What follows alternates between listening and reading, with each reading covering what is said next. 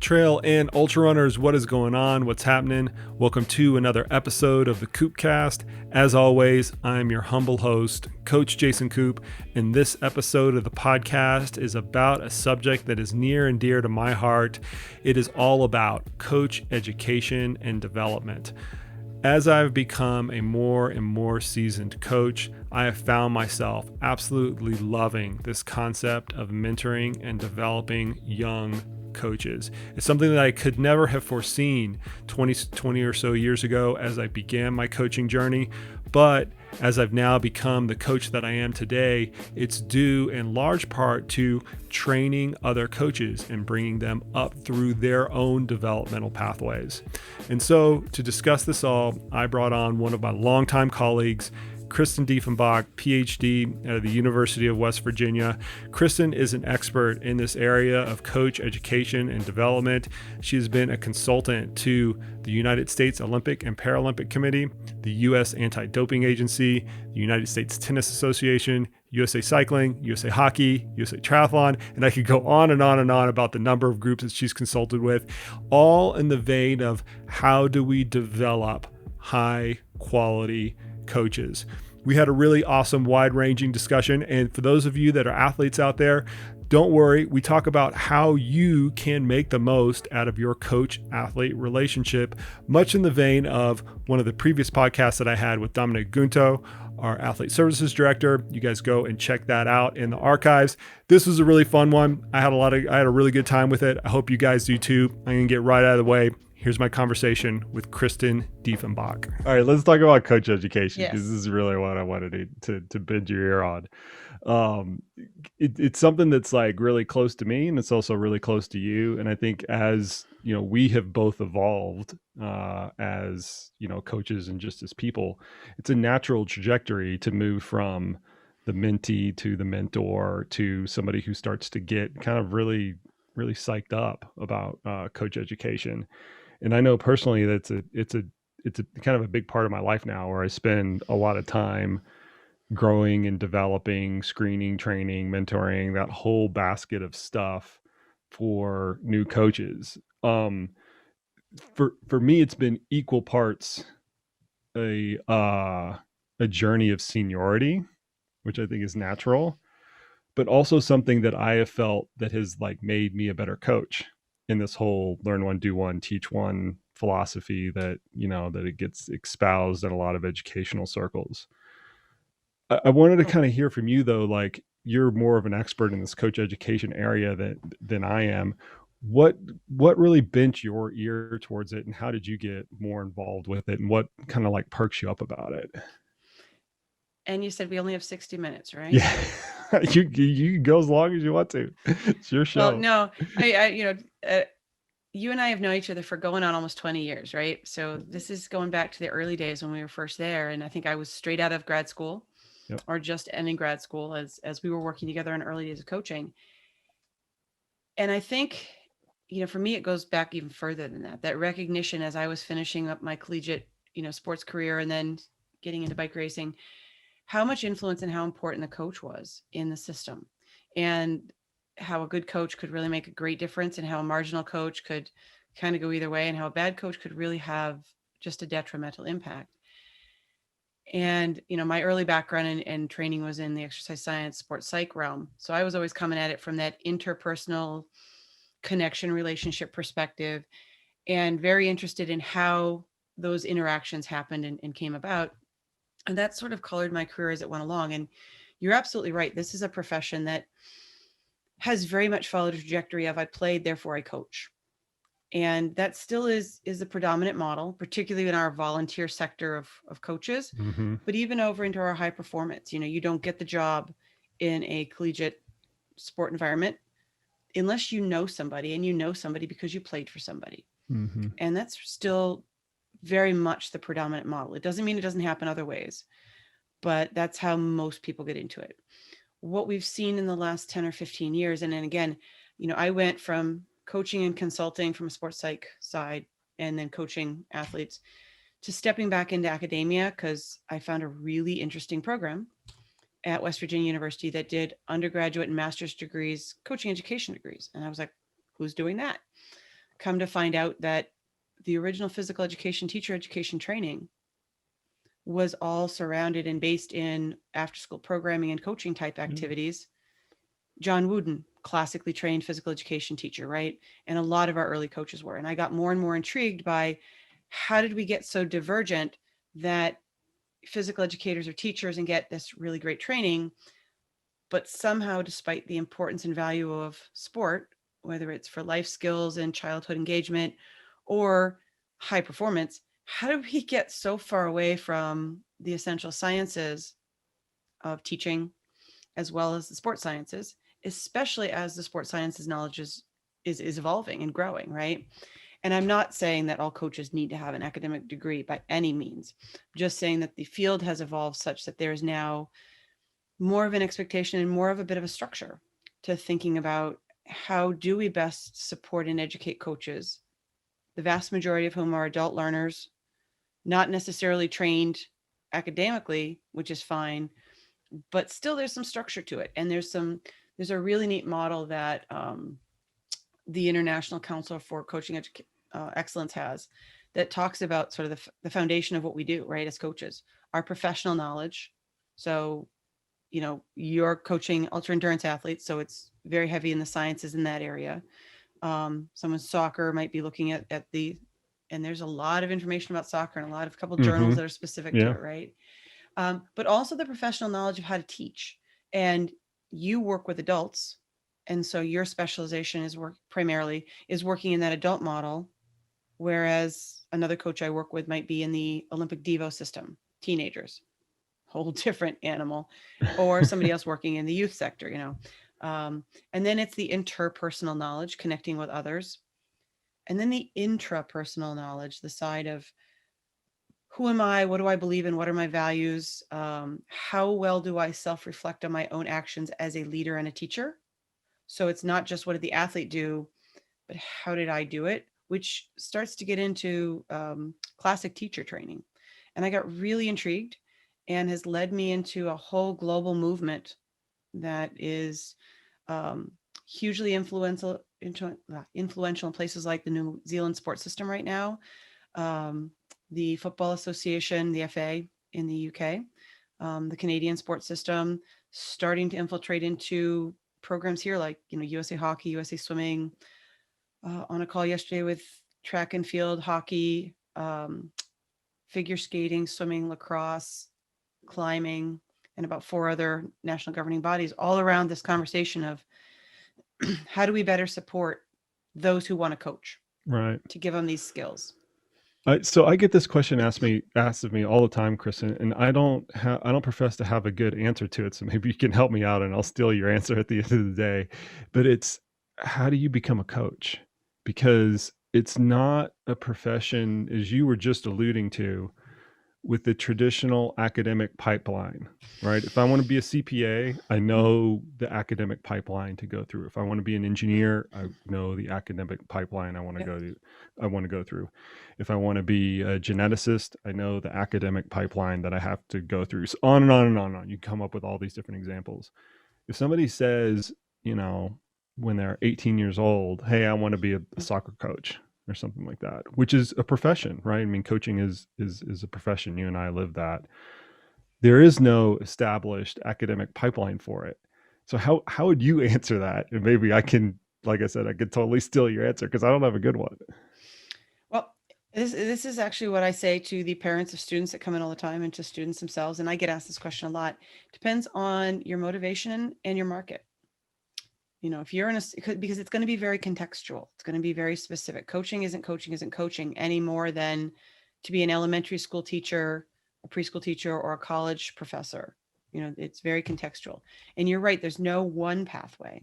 There's many, and you want to consider that by your sport. For example, if you're a soccer player and you're interested in soccer, the US soccer system has a very nicely established licensing system. And they are far enough along in their system that if you don't have one of those licenses, your UEFA A or UEFA B, it will be really hard to get into the system. If you're a strength conditioning coach and you don't have your National Strength Conditioning Association CSCS and the requisite experience you needed to get it, it will be very hard. to get a position in those kinds of places. You want to be a cycling coach, make a website. Now, that's, that's the basic. But the second part, because the market isn't there and there's no requirement, there's no mandate. Low barrier for entry. That's what I Very low barrier for entry. Right. But the second part is your motivation. If it's about, and this is where I think that people have to do some self-examination, right? If it's about, oh, I want to coach because, capital C coach, that gives me power. And, we can all think about the guy who strutted around town because they were coach, right? Or the high school. If that's your motivation, then I don't see people doing a whole lot more because I got this. I know this. Yeah. If your motivation is, I'm really passionate about making other people better and helping people achieve their goals, then there are so many ongoing education things to consider, and doing a self-assessment of what do you know and what don't you know? And often the novice coach doesn't know what they don't know yet. Yeah. So seeking and talking to mentors, people like you, Barney King in the cycling world was one of my huge ones early on, right? What don't I know? What I have my athlete experiences, and those are great, but those are mine. And there are many other bits of information. Do I have enough exercise physiology background? Do I understand motor learning and motor development? Do I understand nutrition? I'm not going to be a motor behaviorist or a nutritionist, but those things inform what we do. And so if your motivation is really to help other people, then it's plotting a lifelong journey of how do I keep growing in all of the key areas of, that triangle that I was talking about before of knowledge, and thinking about all the things that you do. I mean, a coach is responsible, and this is again from the ICCE's framework, we set a vision and a mission, or we help our athletes clarify it. We create a training environment and culture, not just a training plan, but the bigger picture. We set the relationship. We have the power in a power dynamic.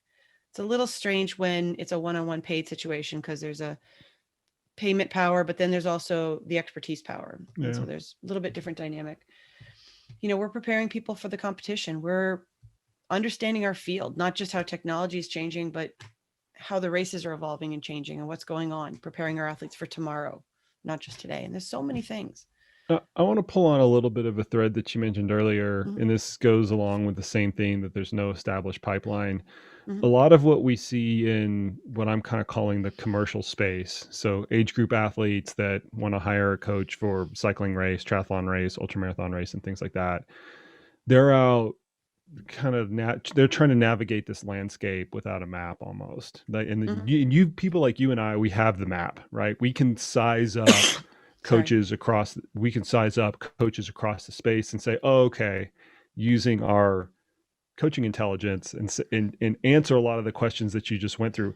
This person is curious about filling their exercise physiology gaps in knowledge. This person's interested in figuring out how to communicate better and things like that. But the end user has a hard time doing that. And one of the common things that both you and I, because we've talked about this before via social media and in person, one of the things that is really prevalent is the elite athlete that is kind of parlaying their physical prowess, right? They can go win races and things like that into a side income where it's coaching. And let's face it, I mean, you can't really blame them because it's hard to make it as an elite athlete. Those, especially in the endurance space, those contracts are not very good. They're piecing together sponsors from 10 different people, and they're just trying to kind of pull income in. And some of those elite athletes do a great job being a coach. Some of them do not do a great job at being a coach.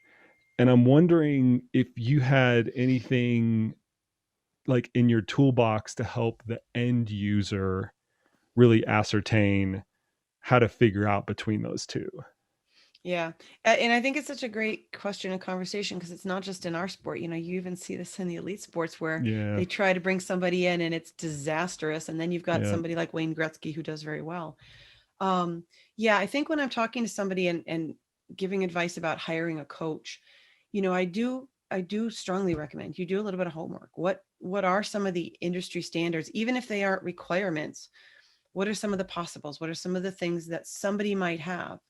If they're going to work with you in person, do they have a first aid training? background? Do they have some sort of credentials there? Because they should know some of those things. If they don't have some sort of degree in exercise science or in some of those fields, because again, it doesn't preclude them from doing a great job, but it's one of those markers that they'd have at least some foundational knowledge. Asking them, what kind of training do they do? What kind of information? Because, just because I have achieved physiological success doesn't mean that I was self-coached. And even if I was self-coached, doesn't mean I understand how to apply that information to somebody else in their unique situation, their unique goals. It doesn't mean that I have anything more than a hammer with which to hit the nail. And so you really want to talk to them a little bit about how they work and what kind of training or what kind of things that they do. But to me, the other thing that's really important is always having having sort of either a trial period or some sort of at least early conversation. And is the coach telling you more or listening to you more? Is this more of a learning conversation, or are they just telling you all the things they're going to do? Right.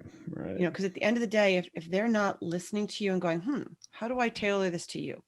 How do I, I'm always very leery when a coach jumps in and the very first week that they're working with an athlete, they have a really detailed, strict training plan. Because they know everything right off the bat. Right. Here's what you need to do. Magically. And, I've got a new client and I'm working with her, and she's been a little taken aback, and I'm like, yeah, we're going to take a couple of weeks and I'm going to be throwing some things out there and you get to choose. I'm going to watch sort of how what your preferences are and what's going on. And I can't, especially since we're at a distance, I can't make some big assessments and throw a huge plan at you. I got to learn a little bit more about your patterns and who you are and how and she's, a little bit shocked because she's always been given plans at the end of the day. So I think there's a relationship piece here that's also really important. And for some people, all they want is numbers, and that's fine. Yeah. Find your fit. But for other people, it's a relationship and a give and a take. And that confidence and trust is what will make a coaching relationship work over time. So the two things that I'm picking up on you from in terms of how kind of the end user or the athlete can filter through this stuff is, one, look for coaches that are filling in the gaps. Essentially, it's okay to be a great athlete and to parlay that into great coaching, but you've got to realize that there are gaps, and you can't just what I would call paint by numbers, right? From what you have done or how you have been coached, which is what you see a lot, right? You see an elite athlete who has a really good coach. They try to coach, and then all they do is they just repeat what their coach has kind of done for them. And that's not, that's not learning at all. You're saying, look for that, look for how they're filling the gaps, but also look for the coaches that are asking more questions versus providing the answers right off the bat. Yeah, absolutely. Because at the end of the day, I think this was any relationship where someone's trying to help you achieve your goals. If they do more telling than asking, how do they connect to what you're trying to do and what your goals are? Yeah. And we also all know that whether you're high performance or you're, this is your hobby, we only have so many resources. And if a good coach doesn't really understand what your resources are, what's in your bank account, so to speak, they're not going to be able to coach you effectively. And so my recovery needs are different than yours. My crazy lifestyle of family and work stuff is different than yours. And so again, if that formula for training isn't really carefully tailored, it becomes harder and harder, to achieve. You might get better, but to really achieve becomes the question. And so that uniqueness, and a coach who doesn't understand that or doesn't have the skills to ask the right questions or to do something with the answers, starts to become a bit of a concern. Yeah, I get on. You mentioned one area that I get on our coaches all the time with, and that's hinging too much or taking too much credit for the improvement. If you get a new athlete in, somebody who has relatively little experience, they're going to improve. Absolutely. Are they going to improve as much as if you did everything perfect? Probably not, but it's really hard to ascertain kind of one from the other, and it's hard to knock it because they're going to improve.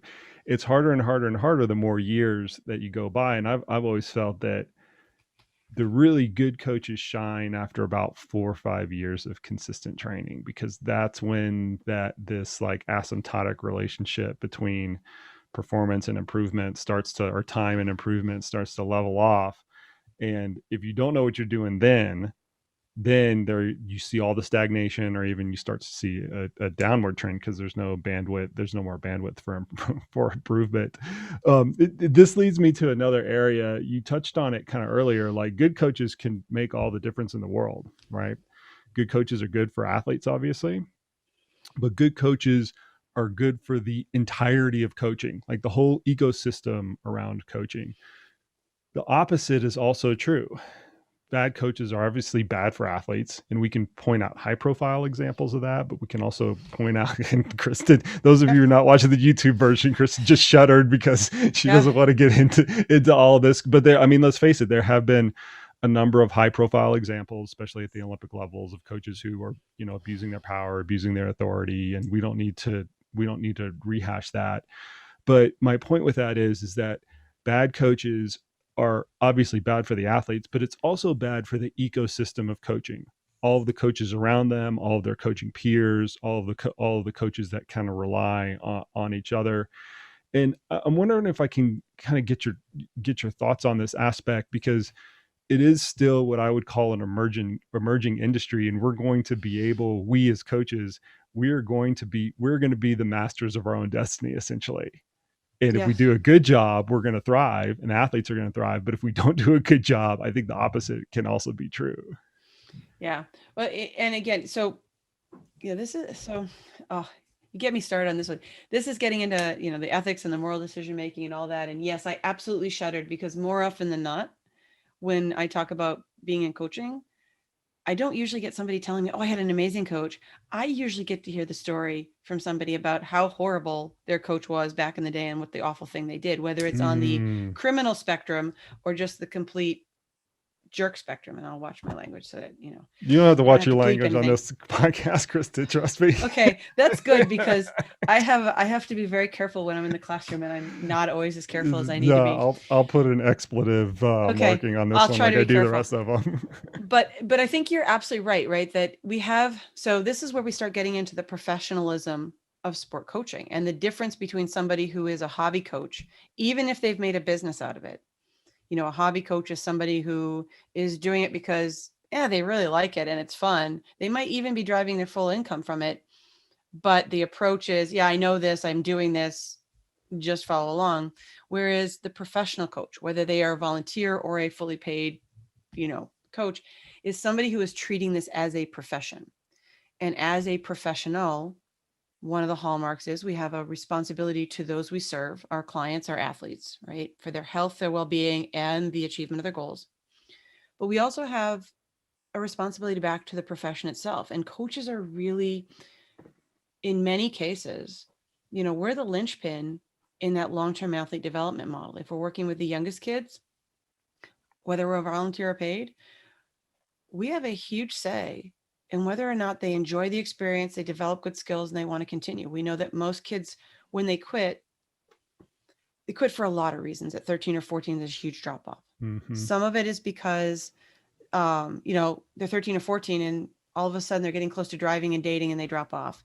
We know that they drop off, but, for a variety of reasons. But the big ones that cluster that we know about: bad experience with coaches and parents, high expectations, coaches being at the top of that, and systems that start to shut them out because they aren't talented enough. And we know that, you don't perform as a kid unless you're talented, kind of silliness that's in our system.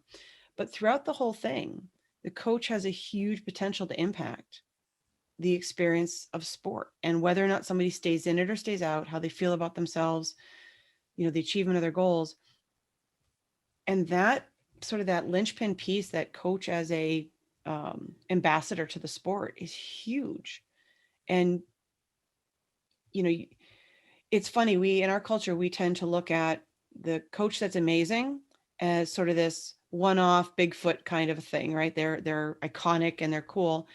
And the general consensus is that, the coach is the yelly, screamy, all about driving the athlete and not a professional. Right. And so we have, and it's a little different in the niches. So you come into our world and it's a small enough world. You go into other sports and the stereotype might change a little, but we really do have a very big responsibility to that. And part of that is being well educated and then upholding the ethics of the profession. And that's a fun one, because what are the ethics of the profession? Certainly the USOPC has a standard, a code. The National Federation of High Schools has a code. NSCA, the Strength Conditioning Association, has a code. But at the end of the day, it's your personal code and examining that. And, I've done some stuff for USADA where we're really trying to help people think about moral decision making. And are the choices you're making in alignment with what you really believe? And it's one of the fun things when I'm working with my students, they'll all tell me what they believe. When I start asking them how they know if they're living by that, they can't tell me. They don't know. They've never thought about it. I believe in that. Well, yes, I know you believe in it, but how do we know your actions are matching your beliefs? And that's huge, right? And so that comes back to that piece of professionalism that you were talking about, the responsibility to the profession. That requires that intrapersonal set of skills that I mentioned at the beginning, the ability of quality self-reflection, self-awareness, and taking time as a professional coach to do that, in addition to the analytics around the athlete and how they're performing.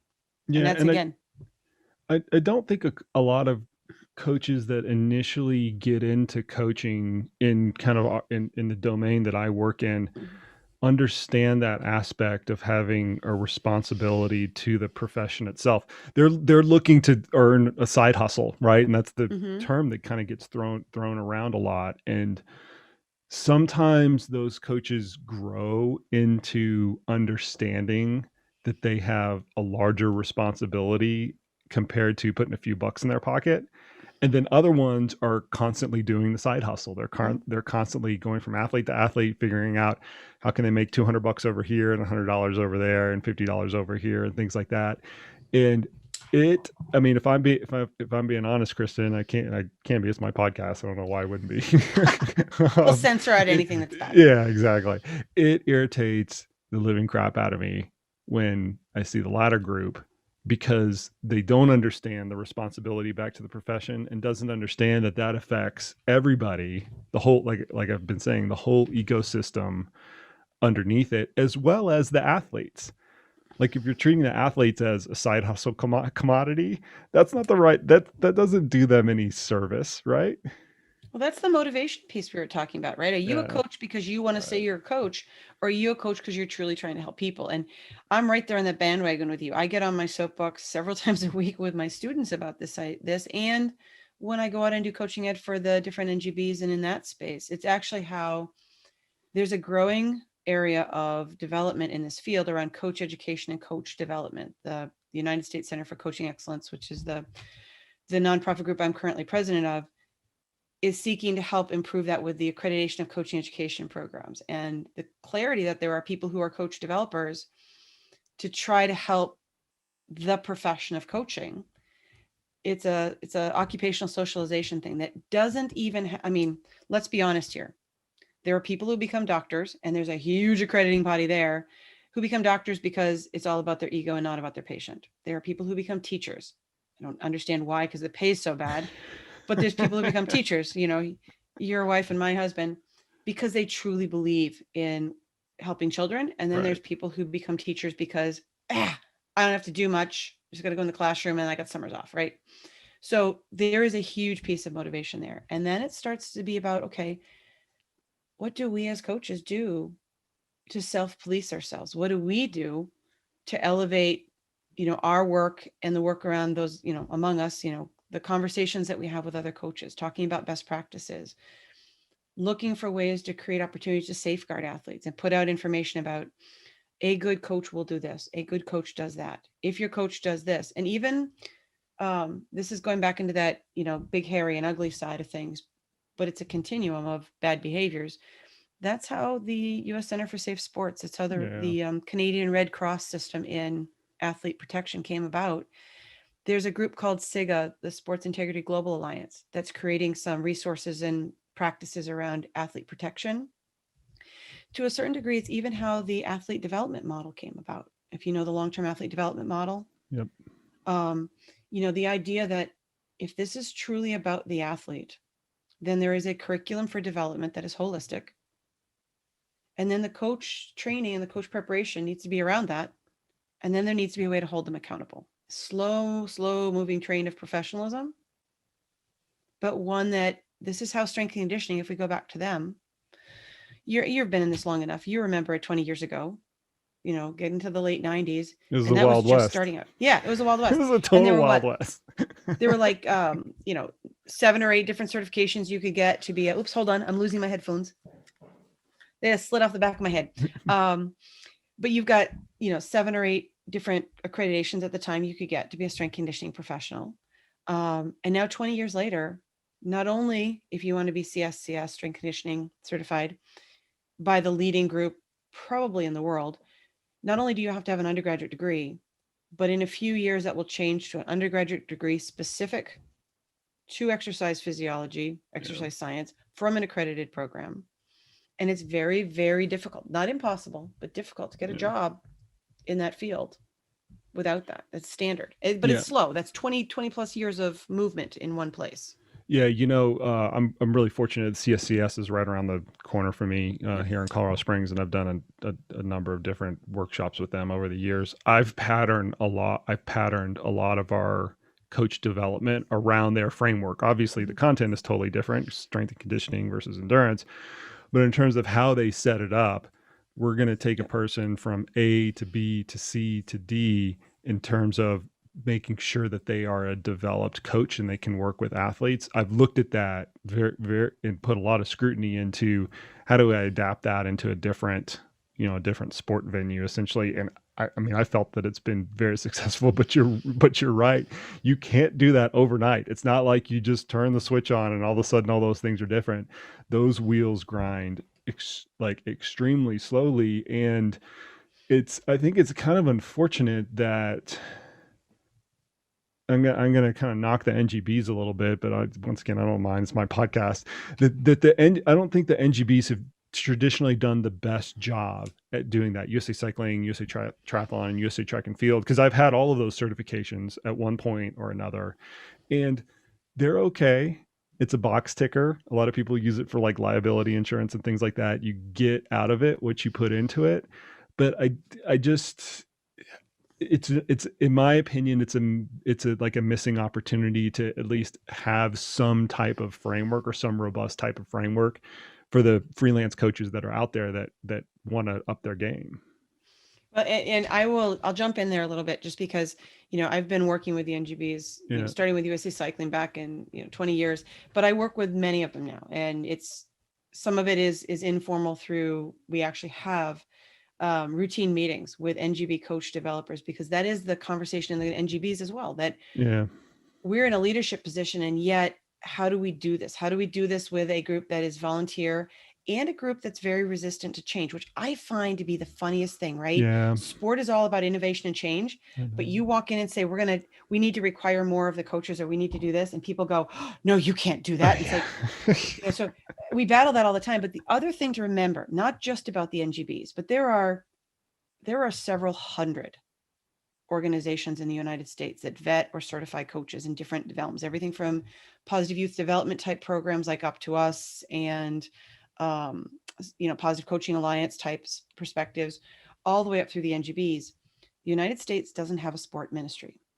We do not have a governing organization that oversees everything, right? There are 300 plus different coach associations in the United States. 300, really? 300. Oh my research lab has put together a database, and we started off and we had identified over 400 different associations, everything from ACSM to the NGBs to Little League, those types of groups. And now we've grown that database to quite a bit larger. And in some cases, like US Soccer, there's quite an affiliation of all those smaller pieces. But then in other places, while Little League and Cal Ripken League and Pony League and baseball and softball all may talk to USA Baseball doesn't have oversight over them. Right. And so we're in you said Wild West. That's not a joke. It still is. Strength and conditioning just had such a small niche. And I've talked to, Michael about this a bit. He's Michael Messick's current CEO. Yeah. Because they had such a small niche, it was easier for them. Yeah. Within our sport governing bodies, coaching education has traditionally not been an educational piece. Yeah. It's been a marketing piece. Yeah. It's been coaches are just something we need to serve. Now, in youth sport markets like hockey and swimming, where they have a closed, tight venue in which you can't coach unless you can't set foot on the premises unless you have a license, they have a mechanism and they have a way. And if you ever get a chance, USA Hockey's got tremendous materials, even age group differentiated materials, because it's not just about the skill at the age group. Mm-hmm. It's about how do you teach a U6 different than a U10. And I'm coaching U10 right now, and I haven't coached children in a long time. And it's a constant learning reminder of how different it is to coach somebody who is developmentally here versus coaching somebody who's cognitively and physically here. I do a lot of repeating and a lot of, oh, I can't believe that, right? But so you're hitting on something really important. It's Wild West. And I'm not absolving the NGBs of stepping to a challenge. But if coaching education is education, then the people that are hired and that are running the show should probably be educators. Yeah. And should understand adult learning theory. And that's actually what the NGBs are now currently engaging in. That's been the movement the last 10 years. So again, slow moving. I get frustrated because it is slow moving. Drives me insane. Oh, yeah. I mean, which is ironic, right? Because we're ultra endurance people and we know that the game is long. We know that stuff will happen and you still might have an amazing outcome. But I find it funny that I like an ultra endurance and I have no patience. I don't see how the two come together at all. But yeah. That's such an ironic statement, Kristen. Isn't it though? I'm again, self-awareness is another big piece of my life, right? And it's like, wow, that's really screwed up. Which is probably a good thing that I'm sports psych in the first place then, because if I'd be even more screwed up if I didn't have all that awareness. Yeah. Right? You bring up a really interesting point of I think a really good skill coaches can learn is to coach something outside of their domain expertise. Oh yeah. Because the skill of coaching should be translatable in a lot of different sporting venues. If you really know what you're doing. And here's the example I always bring up. My coaches they're laughing their asses off right now because they know exactly where I'm going to go with this. So during our hiring and screening process, one of the things that we do is we give them a case study. And we give them a case study in their domain expertise. So we're hiring for a triathlon coach. We'll give them an Ironman athlete or something like that. And then we'll give them a case study outside of their domain expertise. And we'll kind of compare and contrast how they handle those two. What we find is the really good coaches can figure it out if they're a triathlon coach and we ask them to figure it out for an ultra runner. The coaches that are solely relying on this like paint by numbers aspect that I mentioned earlier, I'll lead with the question of how long is the event? What's the duration of the event? You're doing the Leadville Trail 100. How long is it going to take this athlete? Nowhere close. Like don't even understand the basic fundamentals of it's going to take this athlete 26 hours or they're doing the mountain bike race 11 hours or something like that. And so we use that in a continuing education standpoint to drive home the fact that you can't rely on only the things that you know. You have to translate the framework outside of what you know into sport disciplines that you might not be as comfortable with, and that only makes you better at the end of the day. Yeah, I think that's just really huge. And I think I think back to my very first experience when I was coaching. I came right out of college, distance runner. That's what I was doing at the time. I was bike racing, but I was still such a novice, and they threw me in as the triple jump coach at a high school level. And first of all, I wasn't qualified to coach. I was straight out of college, right? All I had done was accomplished my own running things. And they threw me in to coach that. And it was like triple jump. Now keep in mind, I had been banned from field events as an athlete because it's not my thing. So now you want to put me with the people that are going to run, skip, hop, and jump and throw themselves. Oh my goodness. Right. And it was a crash course in how do I study a sport so I Yeah. can teach it? And now, like you mentioned, I'm coaching youth hockey because my son is 9 and he likes wearing the armor. And so we're a hockey family. And, I've done a lot with USA Hockey over the years, and I really super excited that he likes this. But you're hitting on the essential here, the differentiation between what to coach and how to coach, right? And what to coach is having, again, that content, the fitness design, the mechanics of the sport, understanding that, knowing what the athlete has to do. And you're right. You have to be able to go out of your niche. And if I'm coaching baseball, I should also be able to translate it to softball. If it's a striking game, I should be able to translate it to other striking games. There's some great physical activity foundation in those basic tenets of invasion games, striking games, because those are the core elements, right? And you should know the core elements and then you could translate. I probably should not, coach somebody in ultra endurance swimming because it's not my niche, but I could have a good discussion with another coach. Yeah. And I could probably evolve into it, right? Yeah. There's a drowning aspect there that I wouldn't do. But how to coach, right? The teaching process, the principles of assessing someone, assessing where they are, so you coach the athlete where they are, not where you're comfortable coaching or not where you want them to be. Being able to give good feedback and instruction, being able to do all those things, the how to coach, that's universal. And that's probably 90% of what we do. Yeah. Right. And it's big, and it's something that people overlook. And like you said, novice coaches, and to be fair, novice teachers who have been trained, often come in focused on the X's and O's and the semantics. Yeah. Because they're anxious. Yeah. Yep. And then over time they learn the others. I'm going to turn this around to Sure. the athlete side of things. Okay. Because once again, there's going to be coaches that listen to this podcast, but there's going to be far more athletes. So I want to make it relatable to that audience as well. For all too often, athletes who are in the market for a coach are looking for the coach that has done whatever they are trying to do. I'm training for the Leadville Trail 100. My coach has to have run the Leadville Trail 100. And there is no other more cliche sport that is victim to this than the sport of Ironman triathlon. And I pick on Ironman athletes all of the time on this podcast, and I love them to death because I coached a lot of Ironman athletes back in the day. But they have this thing where if they're training for Ironman Arizona, they better have a coach that has won Ironman Arizona. Who cares if they won Ironman Lake Placid or Ironman Kona or any of the other races out there? They have to have done the specific triathlon that they are focusing on. And our ultra endurance crowd kind of gets wrapped up in that as well. So much so that our athlete services director, Dominic, who's on a previous version of this podcast, and I'll leave a link to that in the show notes. He has a hard time. He plays matchmaker between the incoming athletes and our pool of coaches.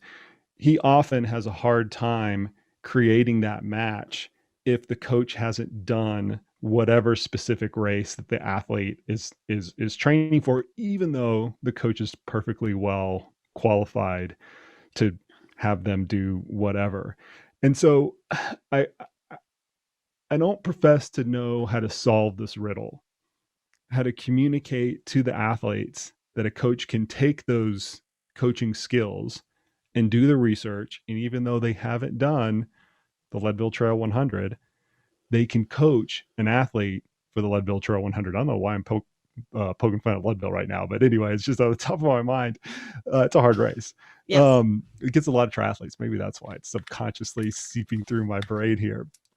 So how can athletes look at this, Kristen? Like, how can athletes that are legitimately nervous about preparing for an event, and one of the ways they're like satiating that nervousness is to get a coach, how can they kind of like make the leap and say, you know what, this coach is ready to coach me for this event, even though they don't have any personal experience in it? Yeah, no, I think that's and part of that is brilliant marketing on the part of the Ironman system. It really did come out and brand itself, right? Ironman, right? It's got the brand, it's got the tattoo, it's got everything. And I share you and your feelings of picking on the community the same way we did when triathlon first just emerged on the scene, and the cyclists had a great field day with that. it's almost like sibling rivalry is the way I look at it between these groups, right? We love each other to death, but oh, come on, we got to pick on each other. Because we're all nuts. It's all a little crazy. And every time you think you've met somebody who's done something crazy and big, you're like, oh, wait a minute. You mean there's a double Ironman? There's a Deca Ironman? Yeah, there's a what? So many of them. so it just goes nuts. But I think when athletes get really anxious, that's that need for somebody who's done just what I've done is really an expression of that anxiety that you're talking about, that they're anxious about it. And the sense is that this is just so unique and so different, going back to the branding, right? And how that's been done, that the only way to do this is to have somebody who's going to lead me through that knows all the secrets, right? You're going to hire the guide who knows which stones to step on and which path to take, right? That's going to be safe. And I think if you can start to change how you look at it a little bit and almost take what we talk about a lot when we talk to athletes who get really anxious about going to a certain event, like I'm going to go to the Olympics or I'm going to go to nationals, the game's still the same, right? Yeah. And we have this conversation a lot. The Olympic swimming pool is the same size. The water is still water, depending on where we go. And it's, those of you who are old enough on the podcast, and my experience is that a lot of ultra runners and ultra people are on that spectrum, that you guys remember Hoosiers, that iconic scene where they go in, right? And they measure and the basket doesn't get any higher. Yeah. And I think if the athletes can slow down and think about what are the elements of the race, every single race has unique elements. There's, different hill profiles and all those types of things, but the core elements of the race are more similar than different. I'm going to have to navigate X, Y, and Z. I'm going to have to pace. I'm going to have to consider my transitions. I'm going to have to do this. I'm going to have to do that. And a good coach can take that core foundation that we were talking about a little while ago, and will be able to help you translate that and filter that through who you are, not how they navigated it. Because I'm a hill runner. I prefer to go up than to go flat or down any day. And so my strategy is going to be incredibly different than somebody else. JFK 50 starts off rolling, brilliant. Then you got to go flat. Awful, right? And that just about killed me. Whereas other people would have done it really differently. And that one trick pony of a coach who's just going to know this. Now, that doesn't mean that the coach who's done it is going to do it that way. But the mindset from the athlete perspective, that you think that if you find the right coach, they will be able to do that. And they will be able to help you personalize those things to you. Because again, the water is still wet. Exactly. Right. And, the strategy is going to be, things are going to be the same. So I think it's an anxiety thing, and examining that anxiety is probably where the athlete needs to sort of sit down and think about, what do I need from a coach? Somebody who's going to support me, somebody who's going to listen to me, somebody who's going to be reactive to my resource shifts, whether it be time, money, energy, etc. What are those things that are going to make the most difference? And somebody who has walked the entire thing is probably down here when you start prioritizing. Yeah, things. That's exactly right. Make a priority list. That I've done, that the coach has done that race should be way lower on that. But the thing is, it's easy to elevate it. Oh yeah, anxiety. So personal story to illustrate this really well. I have a colleague who Kristen, I think you'll probably remember, his name's Nick White. Oh yeah. Fantastic coach, great guy, fantastic coach, lives out in Tucson. And he coached Craig Alexander to not one, but two Ironman World Championships, which is the pinnacle of that sport, obviously. And I would say one of the pinnacles of all of the endurance sports. You look at the Olympic Games, Boston Marathon, Tour de France, Ironman triathlon is right up there with all of those. So we have this coach, the picture that I'm trying to paint, we have this coach who really knows his stuff. He's coached this triathlete who is a good athlete in his own right. There's a lot of good athletes out there, but to get that athlete to not one, but two Ironman World Championships is a really big thing. An elite ultra runner come in that I thought was perfect for Nick for all those reasons that you just mentioned. Right. Nick was a data guy. This elite ultra runner was a data person, blah, blah, blah. The fact that Nick had only done a very small handful of ultra marathons made it a non-starter. The whole conversation was a non-starter. And I thought that it was so tragic because here I had this fantastic coach that I knew could coach anything. In fact, when he coached Craig to not one but 2 Ironman World Championships, he had never done an Ironman before. Right. Never. And Craig just took it, Craig being the professional that he is. And I don't know if you've run across Craig before. He is a professional within his sport. He obviously made the right call there, but the fact that I couldn't make that kind of make that leap, or I couldn't make those connections for this incoming athlete, that despite this seemingly lack of sport specificity, it just frustrated the bejesus out of me. Well, and I just know that that's so prevalent. Yeah, add a layer. Well, no, add a layer, because as you're talking, it's making me laugh, right? Because I'm a female coach. Oh, right? Oh, I love and it. If we look we're at, going to pull on this. You know where now. I'm going with this, right? Yeah, I do. So I do. Oh, let's take a look at, because I think it's an argument, actually, if athletes really think about this. Can a female coach men's basketball or football because they've never played it? And I think that for a long time, that was the, I actually had this is going to be really random, but I had a one-sided argument with Tommy Lasorda several years back, before he passed just recently, but several years ago. It was right after one of the NFL teams had named a female coach. And by one-sided argument, I sat there very politely listening to him have an absolute rant. Tommy Lasorda, you gotta sit well, there. That was exactly right. He was somewhere between, we were at a dinner, and he was somewhere between my grandfather kind of image, because he kept asking for more corn. It was so strange. Yeah. And, this reverence for the field of, I know who you are, I know what you've accomplished. Yeah. And the fact that he was like 80 something, right? And he's railing. And my colleagues are sitting on the other side of the table, just laughing their heads off, because I teach women's and study and gender and sports stuff, and, not exactly quiet about kind of thing. And I'm being as quiet as a mouse because I'm trying to be respectful. And the whole time I'm like, oh, but I think it's a similar argument, right? That we have these really strict boxes and ideals, and that examination of, I've coached several male athletes to national titles and, to Olympic teams, and I've coached female athletes, and I've coached people who are in their 70s, and I'm not 70 yet. And I've coached people, but we get into those boxes, and it actually goes back to an earlier piece that you brought up of, why are we not farther along as a profession of coaching? And that the reason that strength conditioning has been able to do it is because it's a nice tidy box of speed, agility, and power. And when you start talking about sports, there is this idea that football is so different than basketball, and basketball is so different than soccer. Right. At the end of the day, they're not. Right. I'd say 90% the same and 10% different, right? Even though it's in different, it's a Venn diagram, right? There's way more overlap than there is difference. Yeah.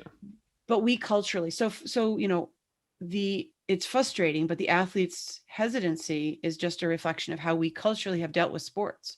They are so different, right?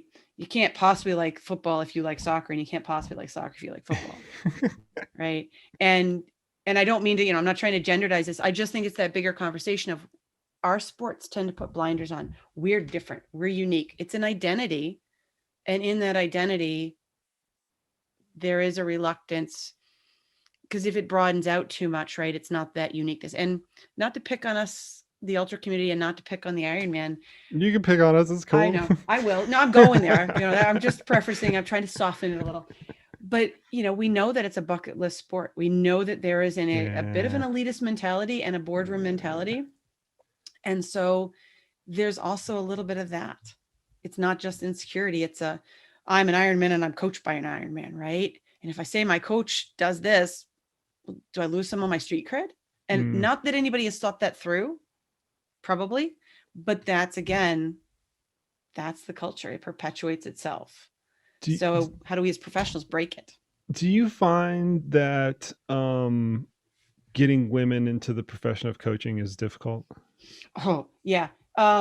It's funny. I'm talking to USA Rowing about this in a few weeks on a podcast they're doing. Yes and no. I have always been really astounded by the number of women that I have met. It's still a smaller percentage, but in the ultra endurance and cycling community, the Renees, the Kathy Zawadzkis, the folks over the years that I've met and known, we're still smaller percentage, but we're here. Whereas if I go over into our traditional sports, they're far fewer between. I think at the upper levels, what we've been seeing is more and more women who have been able to get inroads into the sport and then found their way over into coaching. And, I'll be, really honest. I was a good athlete, not amazing. I got my PhD for the sole reason of knowing I needed something else to break in. Right. Yeah. We have a huge problem still at all of the developmental and youth ranks with a very, very gendered differentiation. And it's so much so that most of the sport organizations have currently or have in the recent past had initiatives to try to empower more women. Yeah. I mean, I recognize that maybe 10 or 15 years ago that we started to see this big discrepancy in the number of male coaches versus female coaches that we had, and talking about the wheels grinding very slowly. I started to grind those wheels in my professional capacity, kind of the best I could. And now, and I'm very proud to say this, and I don't care if people would say I'm beating my own, drum about this or not, because it was a lot podcast. It's my podcast. There's a lot of freaking work, which you can probably vouch for how hard it was. We have a 50-50 split within our ultrarunning division, men and women, on the coaching side of it. And that didn't come about because of just me letting the boat go wherever it wanted to. If that were to happen, it would be 90-10. Right. I had to go out and for years intentionally recruit, hire, train female coaches, because I thought that it was not only good for our business, but also that it was good for the sport as a whole.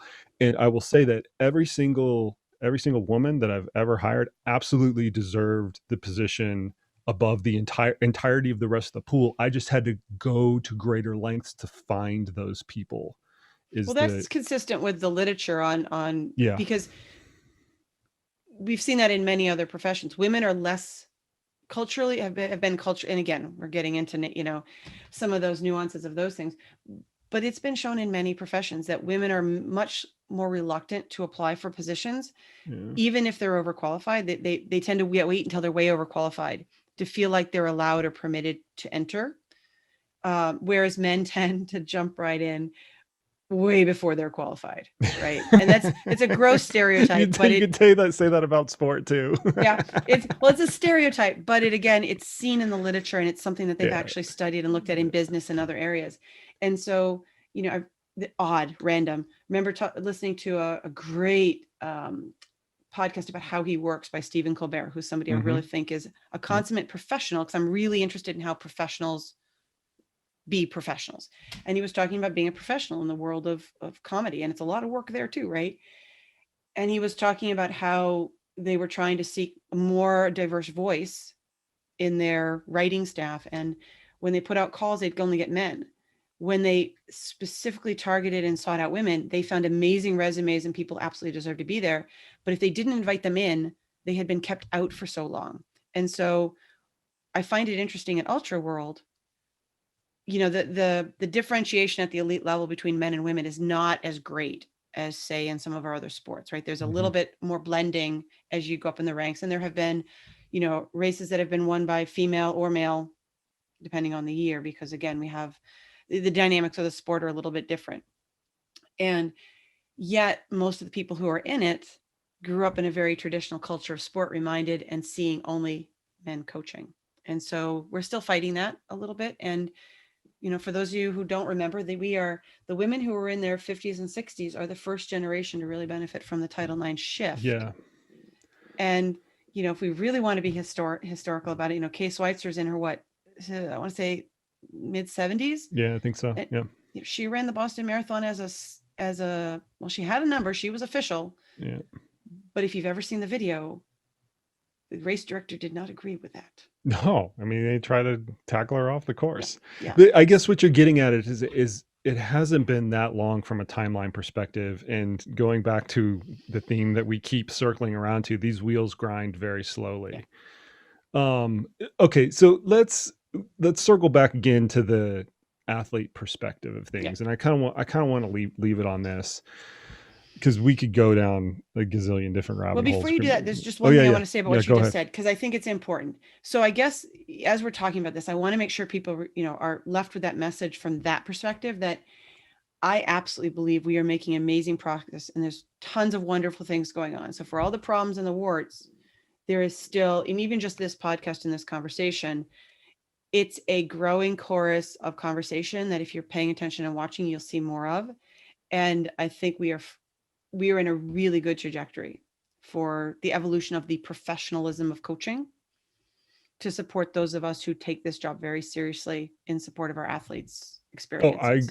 Chris, I mean, you and I started doing this around the same time. I couldn't explain what my job was to my mother. I mean, it was like the least profession of professions, like ever. Like, she's like, "What? You're in Colorado and your athletes are over here?" Like, my dad kept saying, "You're going to get a real job when?" Yeah, exactly. You're just still playing in sport. Exactly. So that's a monumental leap. Huge. Right there.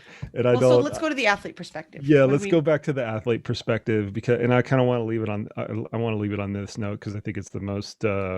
It's the most tangible and actionable piece for the athletes. You can get what you want to get out of a coach-athlete relationship. We went through all of these different scenarios of, how coaching has become more professional, how coaches can treat their profession more professionally, how good coaching is good for coaching and also good for athletes, and bad coaching is bad for athletes and bad for the whole whole ecosystem of coaching. But the athletes can do a lot of things to make the most out of their coach-athlete relationship, whether they're currently in one or whether they're looking for some sort of coaching guidance. And I know you work on both. There's like four sides of the equation there. I know you work on all of those different sides of the equation. What would you tell the athletes that are trying to like maximize the benefit they get out of looking for a coach and then getting coaching? Yeah, no, I think that's huge. And I think the place to start there for the athletes is to really think about who you are as not just what you want to accomplish, but who you are as an athlete. What kinds of relationship things really work best for you, and what are you looking to get from that, so that you have some clarity as to what kind of feedback works best with you. Where do you need the most support? What kind of relationship do you need? And then being a very clear communicator about that with your coach. And yes, the coach is the professional, and yes, the coach should be driving and making sure those things are happening. But we're talking about adult to adult professional relationships here. You have that same responsibility to be very clear and concise in your communication, and polite, and all those things, and professional of, this is what I'm looking for. This is what I need more of. This is how I best work, because you're developing a relationship, not just getting your taxes back, right? You're not just getting a formula. Now that we're at tax throwing time, the shoebox over and right. You're not well, and that's important, because coaching should be done with you, not to you. I love that. Right. And athletes should be just as active and engaged. If my athletes can't give me quality feedback and they just click the box that they did the workouts, I've got nothing to go on. Yeah, I can look at your power file, but that really only tells me a piece of it. And if I'm only coaching you on numbers, something somewhere down the road is going to go wrong, and I'm not going to know why. Yeah. And so taking that responsibility, taking the responsibility from the beginning to choose somebody who fits you well. It's okay. No matter what the coach's credentials, not everybody clicks. I've had amazing athletes that I'm too soft, I'm too personal, even though I do data, and that's okay. And then I've had people who, want more of the soft, and I'm like, yeah, I'm not your counselor. That's not for me either, or want more of a friend relationship. And I'm like, oh, I'm not comfortable with that. Right. And so having that clarity for yourself, and then being really clear on your investment. You're paying for this. Invest yourself in it, right? And give it what it deserves. A bank account left without any deposits can't grow. So what are you depositing into that bank account? Not just your numbers in your Training Peaks or whatever platform you're using. So that would be where I'd really put a lot of onus on the athlete. It's expected of your coach, hold them to a high standard, clearly communicate, but don't be passive. Kristen, that's a brilliant way to end it. Don't just be a passenger in things, right? Mm-hmm. Take ownership of it. As always, Kristen, I've appreciated your counsel over the years, and this is no exception. We'll have to do this again. We could do. I wanted to thank you, by the way. Oh my gosh! Those of you not watching the YouTube version, she's got a version of the first version of my book holding up. But you know, I have to complain. It's not signed. Not personalize it. So I'll tell you what. Next time I come to the Springs. I tell you what, when the new version comes out, which is, I hate to hold myself to a date right now because it's such an arduous process. When the new version comes out in May, I'll just leave it there. When it comes out in May, I will send you a personalized copy. Gotta be personalized. Otherwise, my students don't know that I know all these famous people. Oh, that's not true. I'm not that famous. But you're always welcome back on the podcast, Kristen. Awesome. Anytime. I feel remiss that it's taken me this long to get you on because you're interested in the subject that I'm keenly interested in. And we could go on this stuff all day. Let me throw out an odd topic that might be. I don't know. You know Selena Yeager? Yes, I do. And she's been doing some very interesting conversations around feisty menopause. Yeah. And there's some really interesting conversations around ageism and aging, and whether it be on the menopause or the manopause continuum, and the psychosocial aspects of being an aging athlete in a culture that tells us we're supposed to sit down and take pills. And justifying all the time to everybody why we're still moving. Yeah, wow. So everyone want to talk about that. That's one of my favorite new topics. It's right in the sweet spot of the audience too. Like as you mentioned, ultramarathon audience. It's a little bit of an older audience. You know, it's our stereotypical coaching audience as well. So I think it's a good one. I had I don't know if you're aware of this. I had Stacy Sims on the podcast recently. She's awesome, and she's right at the heart of that same conversation. She's more on the physiology side. Yep. Yeah. Very thrilled with what she's doing. Okay, game on. We'll cue that one up. Kristen, thanks a lot. Where can people find you and find a little bit more about your work? So I'm at West Virginia University. So if you just look me up at WVU, I'm under the faculty for the College of Physical Activity and Sports Studies. That's probably the easiest way to find me. You can also look at www.uscoachexcellence.org, which is the national nonprofit of which I'm currently the president, that is striving to pull coach educators and coach developers together, better coaching systems to support the coaches who really want to get better, to make better athlete experiences. So those are probably the two easiest places. Awesome. I'll have links for those in the show notes. You guys go check Kristen out. She's got a lot of great work out there. Thanks again. It was fun talking to you. It was good catching up. Yeah, it was awesome. Bye. All right, folks. And there you have it. There you go. Much thanks to Kristen for coming on the show today. I'm definitely going to have her back. I could talk to her all day about this coaching stuff. I hope the athletes that are listening out there today really did take note on some of these concepts of how you can choose the right coach and how you can make your coach-athlete relationship work the best for you. Links to all the references are in the show notes. You guys go ahead and check that out. Appreciate the heck out of each and every one of you listeners. And as always, we will see you out on the trails.